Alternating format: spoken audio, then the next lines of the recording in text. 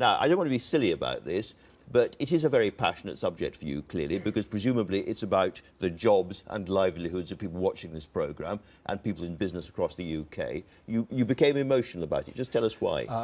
I don't recognise that at all. In fact, I've never been so clear-eyed in my life about this, but I do feel very strongly for this reason. It is absolutely right that we should be leaving the Customs Union. This is something that was a clear commitment that was made in the manifesto. But what we replace it with is of huge importance. And let me give you the reason for that. I was talking this week to the global president of Toyota Motors. They're making a big decision as to where the next motor plant should be in Europe. We've got a very successful one in Deeside at the moment in North Wales. But there are choices as to whether that should be located on the continent. Between that plant and the plant in Burnaston and Derbyshire, there are 3,500 people employed. Now, the nature of that business is that parts come, over 50% of the parts come from out of the country. They come through every hour of the day and night. They're not allowed to arrive at the plant 2 hours early or 2 hours late. Just-in-time manufacturing. Just-in-time manufacturing. It is highly efficient.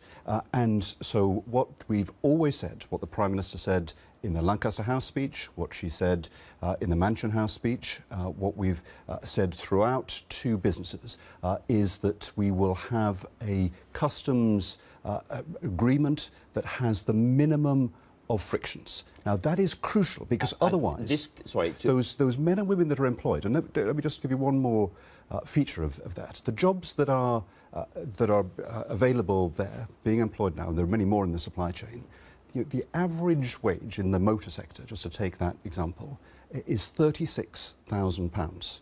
That is hugely above, almost half as much again above the national average. It's an area in which we are strong, we are growing, the world is looking through our industrial strategy to the innovations that we're making there. So this requirement to do what it takes to get that frictionless, the minimum of frictions, is something that we've made a public commitment to, and we need to make sure that we get that right. And why does this customs partnership, which involves us taking tariffs and then paying them back, sounds a little complicated, why does it help those people? It helps them because if you are doing what I described for Toyota, and it applies to other firms as well, you had Arlene on earlier, Bombardier in Belfast, we had a substantial engagement there. That is fantastic. They're getting new orders. Most of their components come through in a similar way through the port of Dover, actually. And what it means is that you can import them without any checks at the border, without any paperwork, and that is a very important feature of it. But it's not perfect. Because what it means is that if we have imports from other countries where we've abolished the tariff, there has to be an arrangement put in place where you pay back. And so it is a fair observation that is a new challenge. And so what the conversation is about is making sure that we get it right.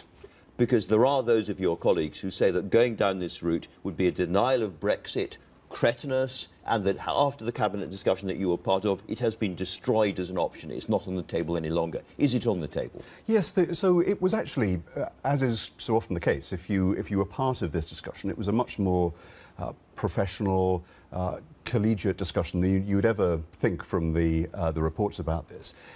We've got three requirements for this new arrangement that would have to be in place.